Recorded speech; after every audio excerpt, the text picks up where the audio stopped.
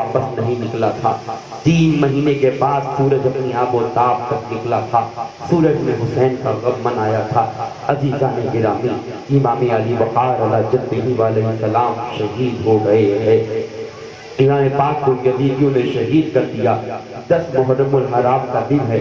رسول اللہ صلی اللہ علیہ وآلہ وسلم کی بیوی حضرت ام سلمہ آرام فرما رہی تھی۔ دوپہر میں کھانا کھا کر نبی کی بیوی ام سلمہ اپنے بستر پہ لیٹی سو رہی تھی۔ ام سلمہ کی آنکھ لگی۔ آپ خواب میں دیکھتی ہیں کہ رسول اللہ تشریف لائے ہیں، اللہ کے نبی صلی اللہ علیہ وآلہ وسلم تشریف لائے ہیں۔ حضرت ام سلمہ حضور کو دیکھ کے پریشان ہو گئی، رونے لگی، یا رسول اللہ آج کس عالم میں آپ تشریف لائے ہیں؟ حضور یہ کیسا حال آپ کا ہے؟ یا رسول اللہ یہ بالوں کے اوپر دھول کیسی لگی ہے؟ یہ داڑھی مبارک بکھری ہوئی کیوں ہے؟ اے میرے آقا آپ کے لباس کی یہ گردہ کیسی ہے؟ یا رسول اللہ جب طویل سفر طے کر کے آپ آتے تھے تو کبھی آپ کے کپڑوں پہ اتنی دھول نہ ہوتی تھی؟ اے میرے آقا آج آپ کے کپڑوں پہ اتنی دھول کیسے ہے؟ حضور کی آنکھوں سے آنسو نکل رہے ہیں، داڑھی مبارک تر ہے۔ اللہ کے نبی صلی اللہ علیہ وآلہ وسلم، اللہ کے نبی علیہ السلام نے حضرت ام سلمہ سے ایک تھرتھراتے ہوئے لہجے میں خواب کے عالم میں رسول اللہ کہتے ہیں، اے ام سلمہ میں کہیں اور سے نہیں بلکہ کربلا سے آ رہا ہوں، میں کربلا سے آ رہا ہوں ام سلمہ، اور آج صبح سے میں میدان کربلا میں تھا۔ یا رسول اللہ آپ کربلا میں اس عالم میں آ رہے ہیں، خیریت تو ہے؟ کربلا میں کیا ہوا ہے؟ اے میرے آقا ایسی کون سی بات ہے جس کی وجہ سے آپ کا چہرے مبارک پہ اتنی گرد و غبار ہے، لباس مبارک پہ گرد و غبار ہے؟ اور اے میرے آقا یہ آپ کے ہاتھ میں شیشی میں کیا ہے؟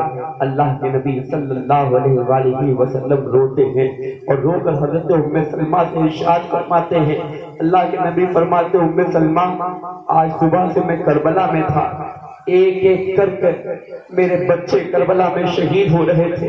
اے ام سلمہ میری امت نے آج حسین کو شہید کر دیا، علی اکبر کو شہید کر دیا، علی اصغر کو شہید کر دیا۔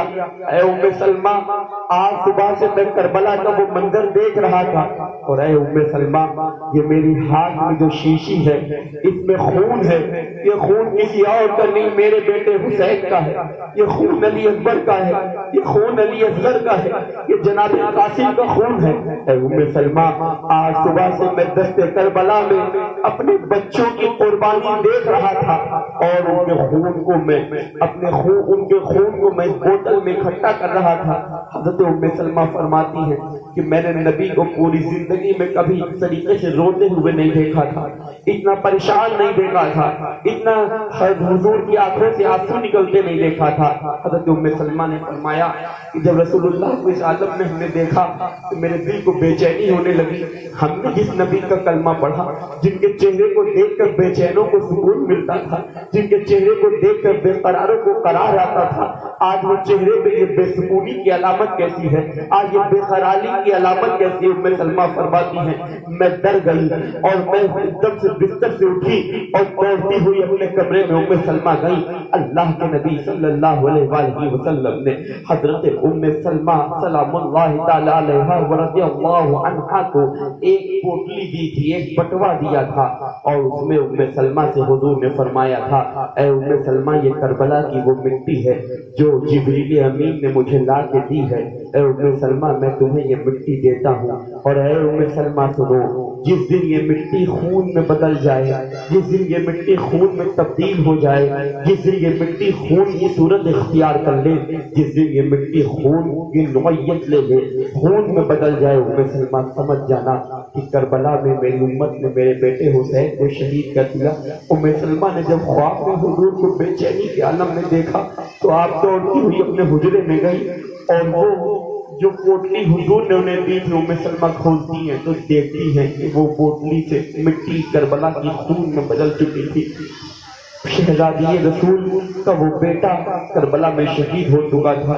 رسول اللہ کی بیٹی ایک آہ مان کے روتی ہیں، رسول اللہ کہ وہ بیوی ام سلمہ سلام اللہ تعالی علیہا اپنے گھر میں اس منظر کو جب مٹی کو خون میں تبدیل ہوتے دیکھتی روتی ہیں۔ عزیزان گرامی اپنے دل پہ ہاتھ رکھو اور سوچو وہ کیسے بدترین لوگ ہوں گے جن کے لیے نبی روئے، جن کی وجہ سے رسول اللہ کی آنکھوں میں آنسو آئے۔ بہرحال اہل بیت کا لاشا میدان کربلا میں ایک کے بعد کربلا میں جدھر نظر دوڑاؤ کربلا کا میدان ایک سناٹا سا چھایا ہوا ہے، ایک غم کا ماحول ہے، ایک عجیب سی بے چینی اور بے قراری ہے، فضاؤں میں بے قراری ہے۔ زمانے میں سورج ڈوب چکا ہے، دن میں اندھیرا ہو چکا ہے، ہوائیں رک گئی ہیں، فضائیں رک گئی ہیں، دریا کی موجیں رک گئی ہیں، اور رکنے کا سبب یہ ہے کہ زمین کے نواسے رسول کو شہید کر دیا گیا۔ حورانے ملائک، حورانے جنت رو رہی ہیں، فرشتے رو رہے ہیں، جنات رو رہے ہیں، سب کے آنکھوں میں آنسو ہیں۔ یہ پروردگار یہ منظر دیکھا نہیں جا رہا ہے، آخر وہ کون سا امتحان ہے اے میرے رب جو حسین ابن علی سے لیا جا رہا ہے؟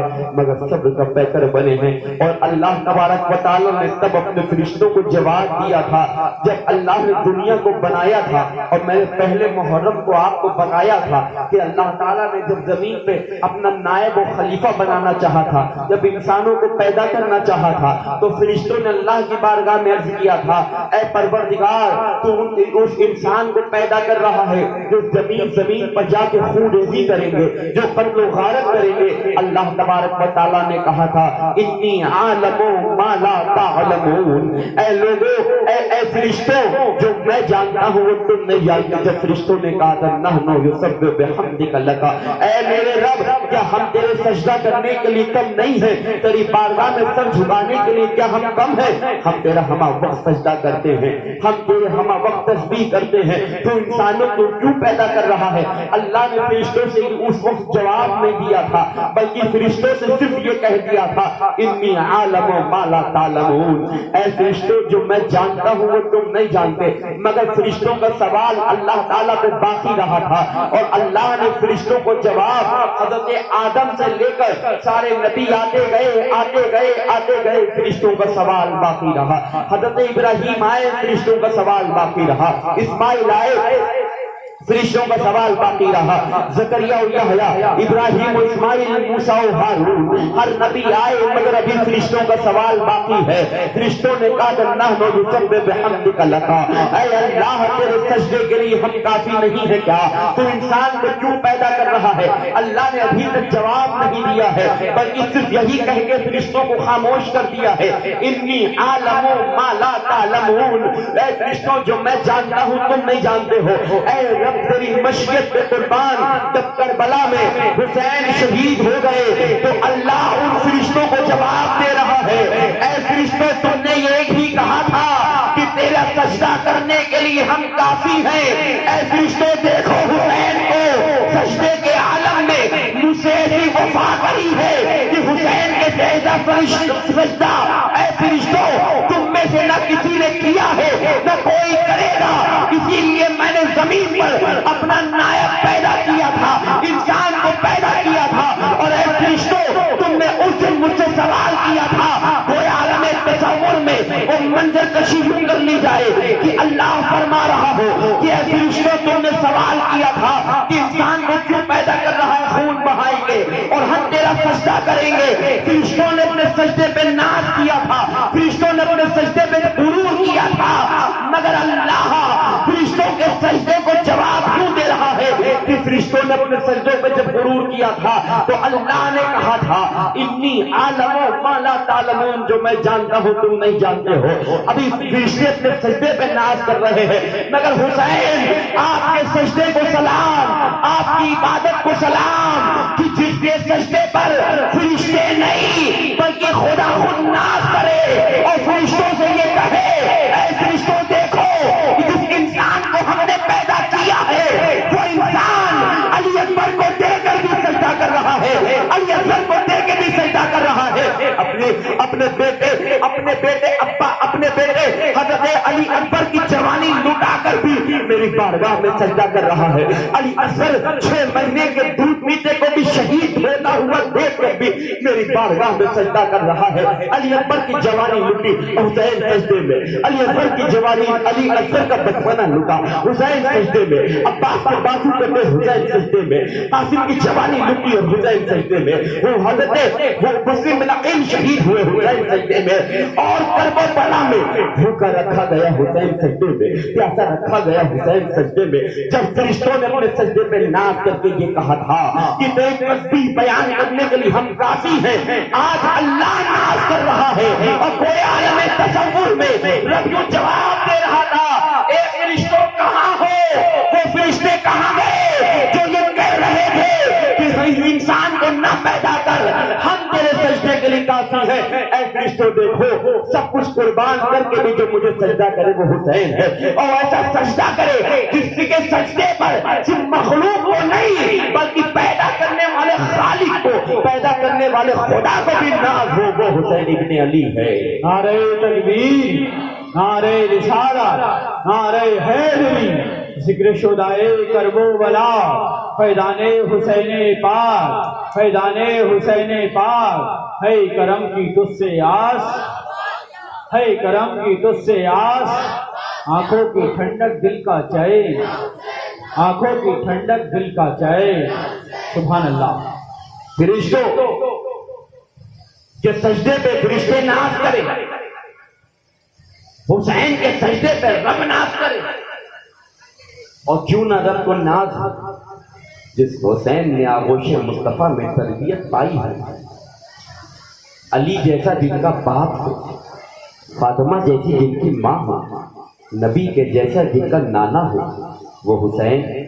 بہرحال کربلا کی وہ سرزمین کو اپنے ذہن میں رکھو, اہل بیت کے لاشیں کربلا میں رکھے ہوئے ہیں, اور اس سرزمین پر کوئی اہل بیت کو کفن دینے والا بھی باقی نہ رہا. امام حسین اپنے خیمے سے اتنی دوری پر شہید ہوئے تھے کہ خیمے کی مقدس عورتیں اس منظر کو دیکھ نہیں پا رہی تھیں, وہاں سے دکھائی نہیں دے رہا تھا وہ منظر.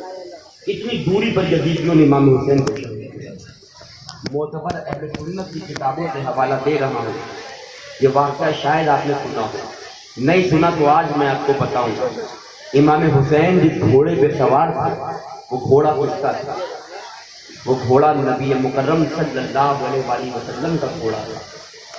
وہ گھوڑا نبی سے علی مرتضیٰ کو ملا تھا, علی مرتضیٰ سے حسن مجتبیٰ کو ملا تھا, اور امام حسن سے وہ گھوڑا امام حسین کو ملا تھا. جب حسین کربلا گئے تو اسی گھوڑے کو ساتھ لے کے گئے جس گھوڑے پہ اللہ کے نبی نے سواری کری.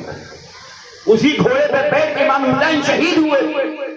اس گھوڑے کے جسم پر بے انتہا بے تحاشا زخم پڑے تھے, زخم تلواروں سے, نیزوں سے, بھالوں سے, تیروں سے, گھوڑے کے جسم پر زخم. اس کے باوجود جب امام حسین شہید ہو گئے اور آپ کا سر اقدس تن سے جدا ہو گیا تو جانتے وہ گھوڑے نے کیا کرا؟ وہ گھوڑا امام حسین کے خون میں اپنا منہ بننے لگا. وہ جانتے ہیں اللہ اللہ اس گھوڑے کی وفاداری کو سلام کہ امام حسین کا سر کٹ چکا ہے, صرف بدن ہے, جسم ہے, جسم سر الگ.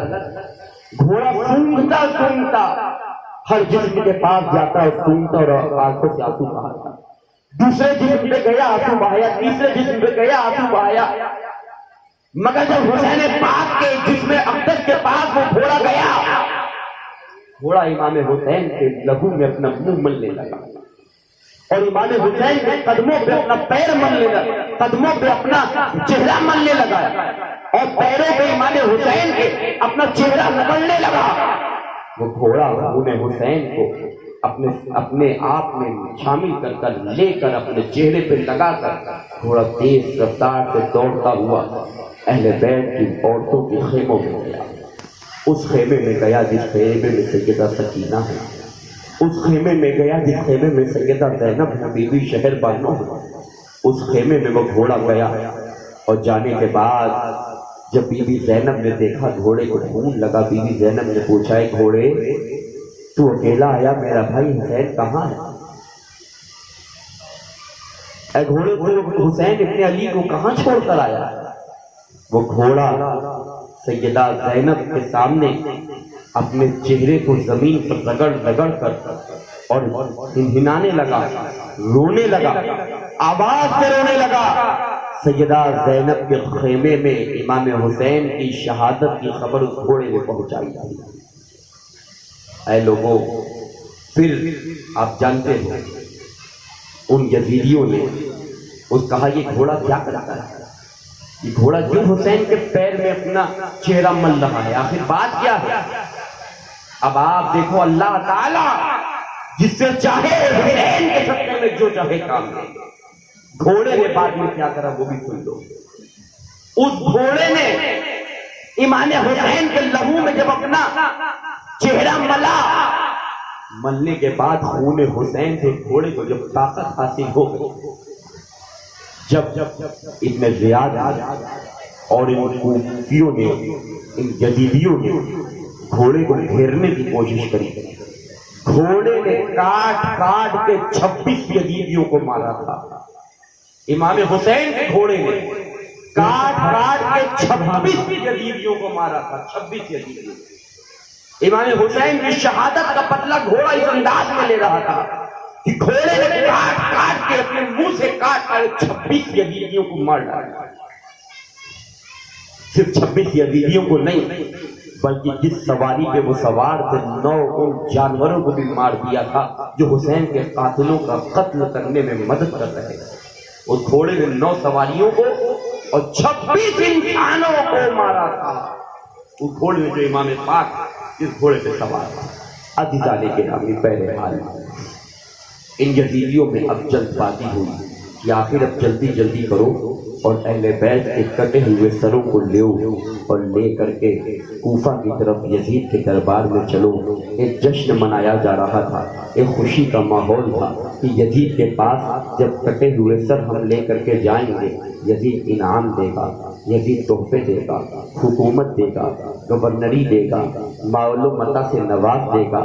عزیزان گرامی، دولت کی آہ نے، دولت کی چاہ نے ان یزیدیوں کو اتنا اندھا کر دیا کہ امام علی وقار علی جدہ علیہ السلام کے اہل بیت رفقا کے سروں کو اکٹھا کرا گیا، اور اکٹھا کرنے کے بعد ان لوگوں نے فخر کے طور پر نیزے پہ امام حسین کے سر کو رکھا اور نیزے پہ سر رکھ کر بلند کرا، اور اہل بیت کی وہ پاک بیویاں اس سے پہلے رات میں جو 10 محرم الحرام کی رات گزری ہے اس کا ایک منظر آپ کے سامنے اور بیان کرتا چلوں۔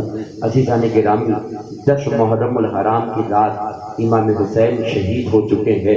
کربلا میں ہر طرف لاشیں ہیں، لاشوں کو کوئی کندھا دینے والا نہیں ہے۔ اب رسول اللہ کے گھر کی بیٹیاں ہیں، چادریں یزیدیوں نے سر سے چھین لی ہیں۔ رسول اللہ کے گھر کی بیٹیوں کے وہ جو خیمے تھے ان خیموں کو آگ لگا دی گئی ہے۔ اب تنے تنہا کھلے آسمان کے نیچے نبی کے گھر کی بیٹیاں بیٹھی ہوئی ہیں۔ کربلا کا وہ منظر یاد کرو کہ رسول اللہ کی وہ شہزادیاں، وہ بی بی فاطمہ الزہرا کی بیٹیاں جس فاطمہ کو فرشتوں نے بھی نہیں دیکھا تھا، جس فاطمہ کے پردے کا عالم یہ تھا کہ کسی نے فاطمہ کو نہیں دیکھا تھا، مگر افسوس کی اس امت نے اس فاطمہ الزہرا کی بیٹیوں کو تنے تنہا بغیر کسی چھت کے دوپٹہ چھین کر کربلا میں یوں ہی ننگے سر بیٹھنے پہ مجبور کر دیا۔ سیدہ زینب سلام اللہ تعالی علیہا کی شجاعت کو سلام۔ سیدہ زینب کے پاس نہ کوئی تلوار ہے نہ کوئی زرہ ہے، آپ اہل بیت کی ساری بیٹیوں کو ایک جگہ اکٹھا کرتی ہیں۔ پیاس کی شدت بہت شدید ہے، اہل بیت کی سب بیٹیاں ایک جگہ اکٹھا ہونے کے بعد سیدہ زینب سلام اللہ تعالی علیہا ایک لکڑی چھوٹی سی پڑی تھی، وہ لکڑی اٹھاتی ہیں۔ اٹھانے کے بعد گول گول ان کے ارد گرد گھومنے لگتی ہیں کہ کوئی یزید اور کوئی یزیدی اہل بیت کی عورتوں کے ساتھ بدسلوکی کرنے کے لیے آگے نہ آئے۔ سیدہ زینب سلام اللہ تعالی علیہا ابھی گھوم ہی رہی تھی، ابھی چکر لگا ہی رہی تھی کہ سیدہ دیکھتی ہیں کہ گھوڑے پر ایک نقاب پوش سواری سے سوار ہو کر گھوڑے پہ ایک نقاب پوش ہے، وہ سیدہ زینب کی طرف بڑھتا چلا رہا ہے۔ تھکی ہے، ظلم سے ٹوٹی ہوئی ہے، ظلم جبر برداشت کر چکی ہے۔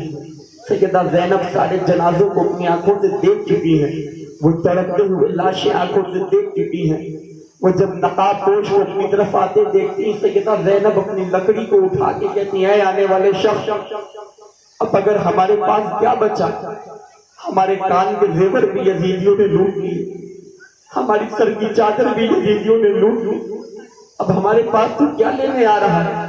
اے آنے والے شخص، اگر تو خیر کے ساتھ آ رہا ہے تو واپس چلا جائے، اور اگر تو کسی برائی کے ساتھ رسول اللہ کے بیٹیوں کی طرف آ رہا ہے تو یاد رکھ، میں زینب بنت علی ہوں، میں علی کی بیٹی ہوں، اور یاد رکھ اس نبی کی نواسی ہوں جس نبی نے میدان جنگ جب اپنے صحابہ کو لکڑی دے دی تھی تو تلوار سے زیادہ لکڑی تیز کام کر رہی تھی۔ اے آنے والے، میرے ہاتھ میں تلوار نہیں ہے، اب تو کیا لینے آ رہا ہے؟ سیدہ زینب کہتی ہیں، ہمیں کمزور نہ سمجھنا، ہماری بیٹیوں کو کمزور مت سمجھنا، ہم علی کی بیٹی ہیں، ہمارے سر سے چادریں چھن گئی، ہم یتیم ہو گئے، ہم بے سہارا ہو گئے، مگر ہم کمزور مت سمجھنا، ہماری ہمتیں ابھی بھی نہیں ٹوٹی ہیں، ہماری ہمتوں نے ابھی بھی جواب دے دیا ہے۔ اے آنے والے شخص، بہترائی ہے کہ تو رک جا، تو آگے مت آ، تو کیوں آگے آتا ہے؟ مگر وہ سایہ جو تھا وہ آگے آتا چلا جا رہا ہے، آگے آتا چلا جا رہا ہے، آگے آتا چلا جا رہا ہے، وہ سایہ آگے آ رہا ہے۔ سیدہ زینب اس لکڑی کو اٹھا لیتی ہے اور کہتی ہے، اگر تم نے یہ سوچ ہی لیا ہے کہ تم ہم پہ حملہ کرو گے تو یاد رکھو یہ مرتضیٰ کی بیٹی ہوں۔ عزیزان گرامی، وہ قریب وہ گھوڑسواری پہ سوار وہ نقاب پوش سیدہ زینب کے پاس تشریف لے آئے، اور سیدہ زینب سلام اللہ علیہا نے اپنی اس لکڑی کو اوپر اٹھایا۔ سیدہ زینب نے کہا، کیا لینے آئے ہو؟ آخر ہو کون؟ نقاب ہٹاتے ہیں، سیدہ زینب کی چیخ نکلتی ہے، دیکھتی ہے کہ رسول اللہ صلی اللہ تعالیٰ علیہ وسلم کے لخت جگر مولا مرتضیٰ تشریف لائے۔ مولا مرتضیٰ کو جیسے ہی سیدہ زینب نے دیکھا، سیدہ زینب کے ہاتھ سے وہ لکڑی چھوٹی اور گھٹنوں کے بل گری، اور کہتی ہے، بابا جان آپ کے آنے میں بہت دیر ہے، بابا جان حسین شہید ہو گئے، میرا بھائی حسین شہید ہو گئے، بابا جان میرے لیے اکبر شہید ہو گئے، علی اکبر شہید ہو گئے، آپ کہاں تھے؟ اے بابا جان، ہمارے سروں سے چادریں چھین گئی، اے میرے بابا علی مرتضیٰ، آپ کی اولادوں نے کربلا میں وہ جوہر دکھائے ہیں کہ کل قیامت میں کسی ماں کو اپنے بیٹے کی قربانی نہیں دینی پڑتی، کل قیامت تک کوئی باپ اپنے بیٹے کو شہادت کا دولہا بنا کے میدان میں نہیں بھیجے گا۔ ہر ماں کا فدیہ، ہر باپ کی اولاد کا فدیہ آپ کے بیٹے ہو گئے، اور آج کربلا میں اے بابا ہم اس انداز میں شہید ہمارے گھر والوں کو کیا گیا کہ ہمارے جنازوں پہ کوئی کفن اور ہمارے جنازوں کو کوئی کاندھا دینے والا نہیں ہے۔ نبی مکرم کی جب وہ بیٹیاں علی مرتضیٰ کو دیکھ کر رو رہی تھی، حضرت مولا کائنات فرماتے ہیں، اپنی بیٹی زینب کو سہارا دیتے، فرماتے بیٹی زینب میں کہیں اور نہ یہ کربلا میں موجود تھا۔ مولا مرتضیٰ تھوڑا سا پیچھے دیکھتے فاطمہ تو زہرا بھی کھڑی، ماں کو دیکھنا تھا، بیٹی کی ہمت جو تھی پست ہو گئی۔ امی جان آپ نے دیکھا کس طریقے سے حسین نے اس بہادری کے ساتھ، اس شجاعت کے ساتھ نانا کے وعدے کو پورا کیا۔ سیدہ فاطمہ فرماتی ہے، بیٹا زینب جس نانا کے وعدے کو پورا کیا تھا وہ نانا بھی آیا، تھوڑا سا پیچھے ہٹتی ہے، دیکھتی ہے رسول خدا کھڑے، مولا علی بھی ہے، رسول خدا بھی ہے۔ سیدہ زینب سلام اللہ علیہا بے ساختہ کہتی ہے، یا رسول اللہ اب برداشت نہیں ہوتا، ان یہودیوں نے ہم پہ بہت ظلم کرے۔ اے میرے آقا، کیا آپ نے حسین کو شہید ہوتے دیکھا؟ اللہ کے نبی کی آنکھوں میں آنسو تھے۔